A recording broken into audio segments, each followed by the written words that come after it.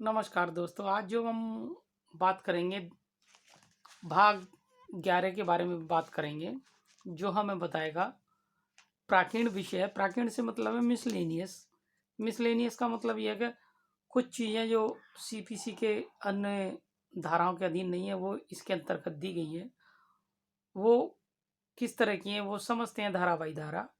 धारा 132 से हम शुरू करेंगे इस संबंध में, और हम पढ़ेंगे 158 तक। सबसे पहले हम देखते हैं धारा 132, कुछ स्त्रियों के स्वीकार्य उपसंजाति से छूट। इस विषय में धारा 132 कहती है कि कुछ स्त्रियों को छूट दी जाएगी। 133 जो अन्य व्यक्तियों को भी छूट के संबंध में बताती है, ठीक है ना।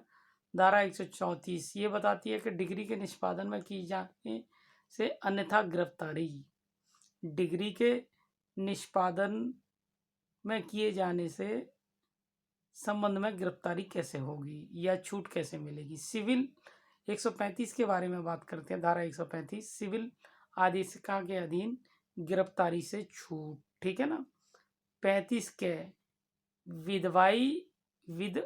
विनियमों के सदस्यों को सिविल आदेशिका के अधीन गिरफ्तार किए जाने और निरुद्ध किए जाने की से छूट 35 के तहत, ठीक है ना। 136 धारा जहां गिरफ्तार किए जाने वाले व्यक्ति या कुर्क की जाने वाली संपत्ति जिले से बाहर है, वहां प्रक्रिया, ठीक है ना। 136 ये बताती है जो न्यायालय के क्षेत्र अधिकार से बाहर है, और कुर्क और संपत्ति को कैसे किया जाएगा, जिले से बाहर है तो, ठीक है ना। धारा 137 अधीनस्थ न्यायालयों की भाषा।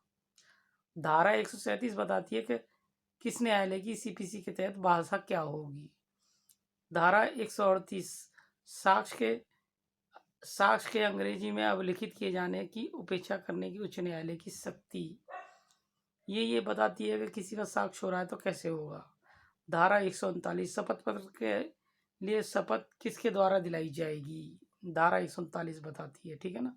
धारा 144 बताती है उद्धरण आदि के मामले में अससर होना, अर्थात धारा 140 बताती है associate in the cause of the solver act, ठीक है ना। अब धारा 141 प्राकीर्ण कार्रवाइयाँ, जो मतलब सीपीसी में नहीं देगी, वो कुछ इस तरह की कार्रवाइयाँ इसके अंतर्गत मिलेंगी आपको।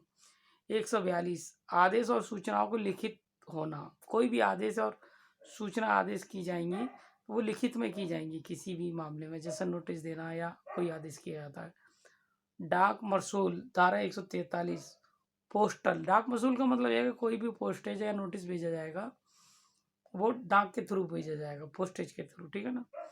धारा 144 प्रतिस्थापन के लिए आवेदन।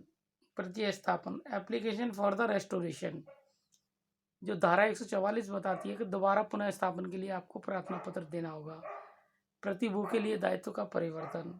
Enforcement of the liability of security के क्या दायित्व होंगे उसके विषय में धारा 145 बताती है। धारा 146 प्रतिनिधियों द्वारा या उनके विरुद्ध कार्रवाइयाँ। सिविल केस में किसी ने जमानत दी है या जमानत के तौर पे है और उसका कोई प्रतिनिधि, तो उनके विरुद्ध क्या कार्रवाई की जा सकती है। धारा 147 निर्योग्यता के अधीन व्यक्तियों द्वारा सहमति का या करार, अर्थात आप ये समझिए consent of agreement by person the under disability. किसी व्यक्ति के द्वारा निर्योग्यता है, मतलब उसके अंदर क्षमताएं नहीं है और उसके द्वारा कोई दी जाती है, वो उनके लिए क्या किया जाएगा, वो धारा 147 बताती है। धारा 148 समय का बढ़ाया जाना। किसी क्षेत्र में कोई कार्रवाई होनी है उसके संबंध में समय का बढ़ाए जाने के संबंध में 148 बताता है। 148 ए या कैवेट दायर करने का अधिकार, ठीक है ना। अब अगला हम बात करेंगे धारा 149 न्यायालय फीस की कमी को पूरा करने की शक्ति। धारा 149 बताती है किसी केस में फीस की कमी है तो आपको कार्रवाई कैसे करनी है और क्या करवाना है। धारा 150 कारोबार का अंतरण होना। कारोबार का अंतरण हो जाता है तो उस मामले में क्या करना है। धारा 151 न्यायालय की अंतर्निहित शक्तियों की वृद्धि। न्यायालय की अंतर इनहेरेंट पावर कैसी होंगी वो उसके संबंध में बात कर रहा है। धारा 152 निर्णय और डिग्रियां आदेशों का संशोधन किया जाना। 152 के अंदर का निर्णय कोई आदेश मान्य न्यायालय को दिया गया है तो उसमें कोई कमी या त्रुटि रह गई है तो वो 152 में संशोधित की जाएंगी। धारा 153 संशोधन करने की शक्ति। किसी मामले में संशोधन करने की शक्ति 153 में दी गई है। जो 12 में कोई गलती रह जाती है तो न्यायालय की जो शक्ति है वो एप्लीकेशन 152 में लगेगी, 53 में जैसा उस मामले में संशोधन कर सकते हैं। धारा 153 क्या है? जहाँ अपील उपेक्षा खारिज की जाती है, डिग्री आदेश का संशोधन करने की शक्ति। ठीक है, डिग्री आदेश के संबंध में संशोधन कर सकते हैं। 53 का विचारण के स्थान को खुला न्यायालय समझा जाना, अर्थात जहाँ कहीं न्यायालय चाहता है कि खुले में कार्रवाई होगी तो उस संबंध में बताया गया है। 54 से लेकर 56 तक इसे सीपीसी से इन धाराओं को निकाल दिया है। 54 से 56 तक, अर्थात सीपीसी के अंतर्गत अब ये धाराएं नहीं है। धारा 157 निरसित अधिनियम के अधीन आदेशों का चालू किया जाना। निरसित अधिनियमितों के अधीन आदेशों का चालू रहना, अर्थात जो धाराएं या समितियां निकाल दी हैं उस संबंध में किस तरह कार्य किया जाएगा उस संबंध में बताता है।